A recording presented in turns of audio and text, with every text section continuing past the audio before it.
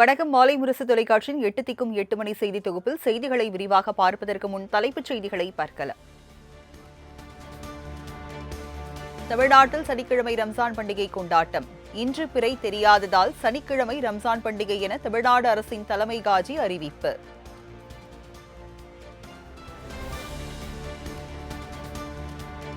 நடிகர் விஜயின் ஜனநாயகன் பட ரிலீஸுக்கு தேர்தல் ஆணையத்தின் அனுமதி பெற வேண்டுமா? நடத்தை விதிகள் அமலில் உள்ள நிலையில் தேர்தல் ஆணையத்திடம் இதுகுறித்து விளக்கம் பெறப்படும் என தமிழக தலைமை தேர்தல் அதிகாரி அர்ச்சனா பட்நாயக் தகவல்.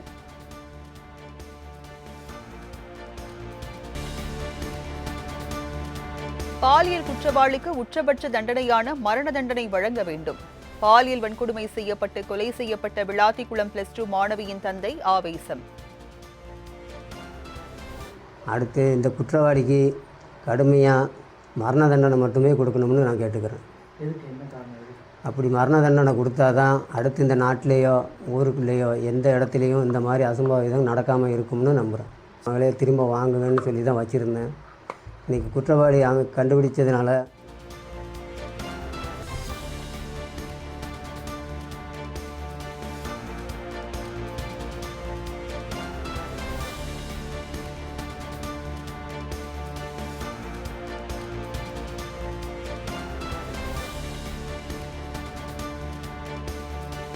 வேடநத்தம் மாணவி பாலியல் வன்கொடுமை வழக்கில் குற்றவாளிக்கு உச்சபட்ச தண்டனை பெற்றுத்தர நடவடிக்கை மேற்கொள்ளப்படும். எவ்வித அழுத்தத்திற்கும் ஆளாகாமல் விசாரணை நடத்தி சம்பந்தப்பட்ட நபரை கைது செய்துள்ளதாகவும் தூத்துக்குடி எஸ்பி மதன் விளக்கம். வழக்கு புலன் விசாரணையில் இருக்குது. நான் சொல்கிறவங்க புரியுதுங்களா? இன்றைக்கி தான் கைது நம்ம எஃபெக்ட் பண்ணுறோம். நம்ம இந்த கேள்விகளுக்கான பதில்கள் நான் இப்போ இந்த சூழ்நிலையில் சொல்கிறது வந்து சரியாக இருக்காது. இப்போ நம்ம எவ்வளோ சீக்கிரம் இன்னும் விசாரணையை துரிதப்படுத்தி சீக்கிரமாக சார்ஜ் ஷீட் போட்டுட்டு அவருக்கு உச்சபட்ச தண்டனை வாங்கி கொடுக்கறதுக்கான முயற்சிகளை எடுக்கிறது தான் இப்போ சரியா இருக்கு.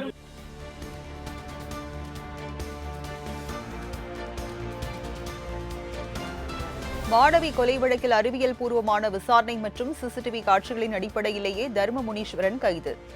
வேடநத்தம் கிராமத்தில் 800க்கும் மேற்பட்ட ஆண்களிடம் விசாரணை நடத்தப்பட்டதாகவும் எஸ்பி தகவல்.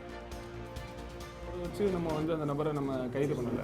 இவ்வளோ விஷயங்கள் நம்ம சொன்னோம்ல, சிசிடிவி அனாலிசிஸு, அந்த நான் சொல்கிறேன்ல, வேடநத்தம் கிராமத்திலேயே 800 ஆண்கள் இருக்காங்க. அந்த 800 ஆண்களில் எவ்வளோ பேர் வந்துட்டு இந்த மாதிரி பண்ணியிருக்க வாய்ப்பு இருக்குது? அவங்க சொல்கிறதெல்லாம் உண்மையா? நான் சொல்கிறவங்களுக்கு புரியுதுங்களா? அந்த வேடநத்தம் சுற்றி இருக்கக்கூடிய கிராமங்களில் எத்தனை நபர்கள் இருப்பாங்க, அவங்க பேசுகிற ஸ்டேட்மெண்ட் எல்லாமே உண்மையா? அதை நம்ம இண்டிபெண்ட்டாக வெரிஃபை பண்ணணும்.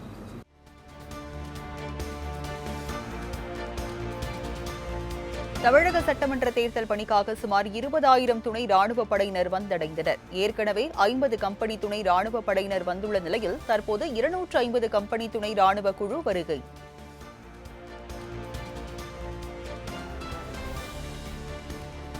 சட்டமன்ற தேர்தலில் திமுக சார்பில் போட்டியிட விருப்ப மனு அளித்தவர்களிடம் 3வது நாளாக நேர்காணல்.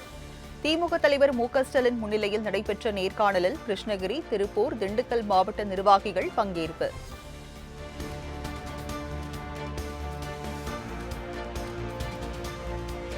சட்டமன்ற தேர்தலில் திமுக மீண்டும் வெற்றி பெற்று ஆட்சி அமைத்தால் தமிழ்நாடு முழுவதும் முதல்வர் படைப்பகம் அமைக்கப்படும் என மு.க.ஸ்டாலின் அறிவிப்பு. சென்னையில் மட்டும் முதல்வர் படைப்பகம் உள்ள நிலையில் தமிழகம் முழுவதும் அமைக்கப்படும் என எக்ஸ் தளத்தில் பதிவு.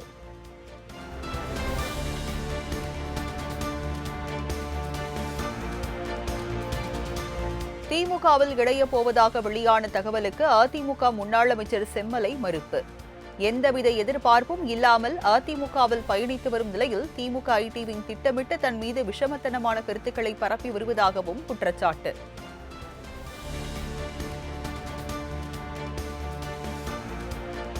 நாம் தமிழர் கட்சியின் 2026ஆம் ஆண்டு சட்டமன்ற தேர்தலுக்கான தேர்தல் அறிக்கையை வெளியிட்டார் சீமான். நாம் தமிழர் கட்சி ஆட்சிக்கு வந்தால் திருச்சி, சென்னை, கோவை, மதுரை, கன்னியாகுமரி ஆகிய 5 தலைநகரங்கள் உருவாக்கப்படும் என அதிரடி அறிவிப்பு.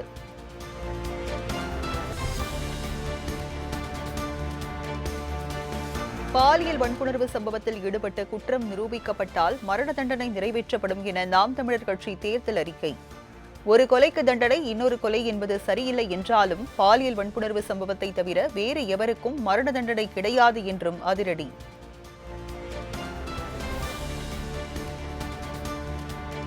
நாம் தமிழர் ஆட்சி அமைந்தவுடன் குடிநீர் விற்பனைக்கு வழங்கப்படாது, கட்டணம் இன்றி வழங்கப்படும் என தேர்தல் அறிக்கை. நீர் என்பது உயிர் தேவையை தவிர அது சந்தை பண்டம் அல்ல, விற்பனை பொருளும் அல்ல என்றும் திட்டவட்டம்.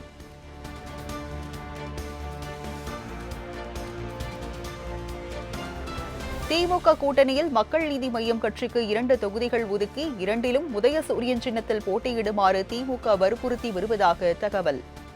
இந்த முறை குறைந்தது 6 தொகுதி வேண்டும், டார்ச் லைட் சின்னத்தில் தான் போட்டியிடுவோம் என மக்கள் நீதி மய்யம் விடாப்பிடி.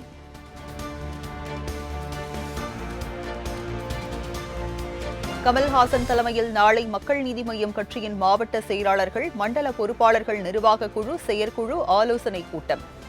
திமுக கூட்டணியில் 2 தொகுதி வழங்கப்படுவதாக தகவல்கள் வெளியான நிலையில் முக்கிய முடிவெடுக்கப்படலாம் என தகவல்.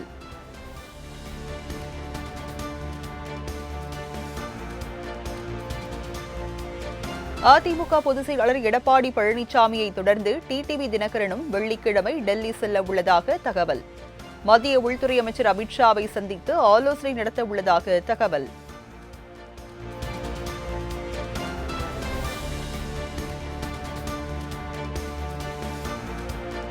தொகுதி பங்கீடு உள்ளிட்ட கூட்டணி பேச்சுவார்த்தைகள் மிகவும் சுமூகமாக நடைபெற்று வருவதாக பாஜக மாநில தலைவர் நயினார் நாகேந்திரன் பதில்.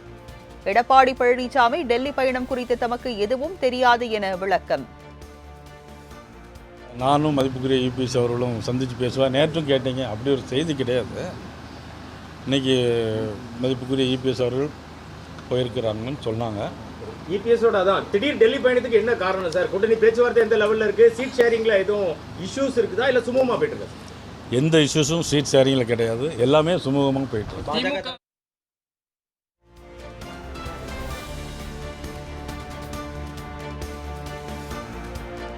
பாமக நிறுவனர் மருத்துவர் ராமதாசுடன் இணைந்து தேர்தலை சந்திக்க சசிகலா முடிவு செய்துள்ளதாக தகவல்.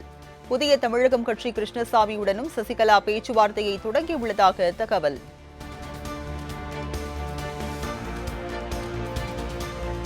புதுச்சேரியில் என்ஆர் காங்கிரசுடன் கூட்டணியை உறுதி செய்ய பாஜக தலைமை தீவிரம். பாஜக தேசிய தலைவர் நிதின் நவீனுடன் நமச்சிவாயம், பாஜக மாநில தலைவர் ராமலிங்கம் உள்ளிட்டோர் அவசர ஆலோசனை.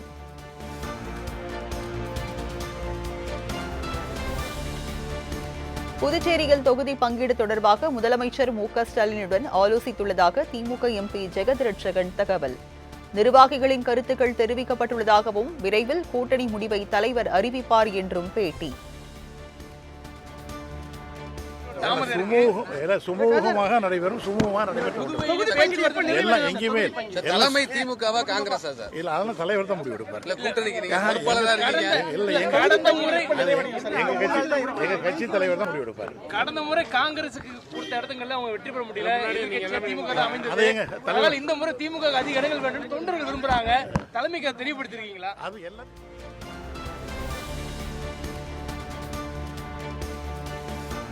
தமிழக சட்டமன்ற தேர்தல் அன்று அரசு மற்றும் தனியார் நிறுவன ஊழியர்களுக்கு சம்பளத்துடன் கூடிய விடுமுறை அளிக்க வேண்டும். விடுமுறை அளிக்காத நிறுவனங்கள் மீது நடவடிக்கை எடுக்க தொழிலாளர் நலத்துறைக்கு தேர்தல் ஆணையம் அறிவுறுத்தல்.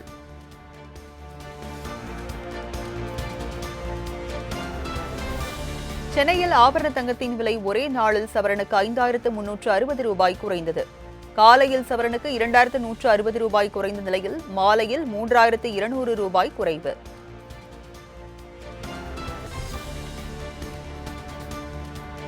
வளைகுடா நாடுகளில் உள்ள எண்ணெய் வயல்களை தாக்கப் போவதாக ஈரான் அறிவித்ததன் எதிரொலி. சர்வதேச சந்தையில் கச்சா எண்ணெய் விலை பேரலுக்கு $108 தாண்டியது.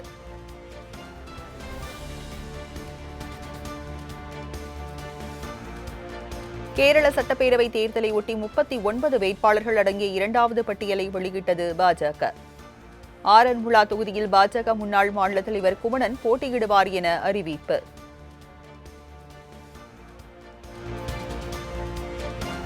கேரளத்தின் தர்மடம் தொகுதியில் முதலமைச்சர் பினராயி விஜயன் வேட்புமனு தாக்கல்.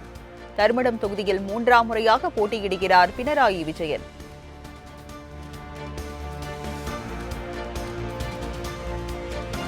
ஆலங்கட்டி மழை வெகுநேரமாக பெய்து வந்த காரணத்தால் காஷ்மீர் போல் மாறிய கர்நாடகா. பிரதான சாலைகள், குடியிருப்புகளில் தடிமானமான பனிக்கட்டிகள் மலை போல் குவிந்து கிடப்பதால் மக்கள் அவதி.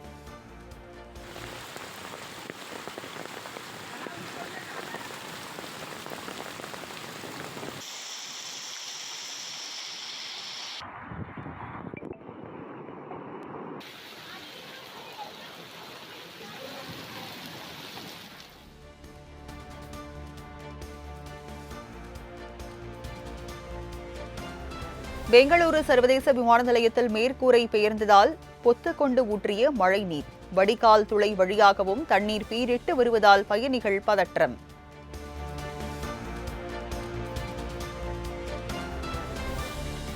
குவைத், கத்தாரை தொடர்ந்து சவுதியிலும் எண்ணெய் நிறுவனம் மீது ஈரான் தாக்குதல். பிரபல அரம்கோ எண்ணெய் நிறுவனம் மீது ட்ரோன்களை ஏவி தாக்கியதால் பரபரப்பு.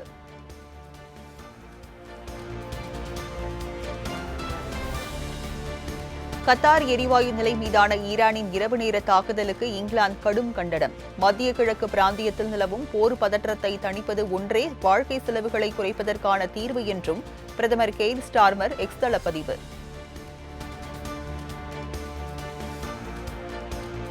கால்பந்தாட்ட போட்டிகளில் 900வது கோலை பதிவு செய்தார் கால்பந்து ஜாம்பவான் மெஸ்ஸி. அதிக கோல் அடித்தவர்களின் பட்டியலில் முதலிடத்தில் ரொனால்டோவும் 2வது இடத்தில் மெஸ்ஸியும் இடம் பிடிப்பு.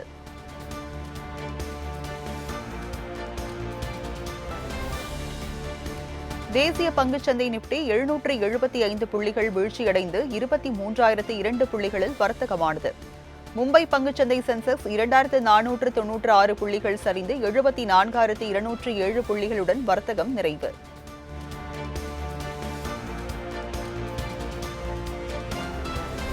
மத்திய கிழக்கு போர் தீவிரமடைந்ததன் எதிரொலியாக கடும் வீழ்ச்சியை சந்தித்த இந்திய பங்குச்சந்தைகள். ஒரே நாளில் 12 லட்சம் கோடி ரூபாய் வரை இழப்பு ஏற்பட்டதால் முதலீட்டாளர்கள் அதிர்ச்சி.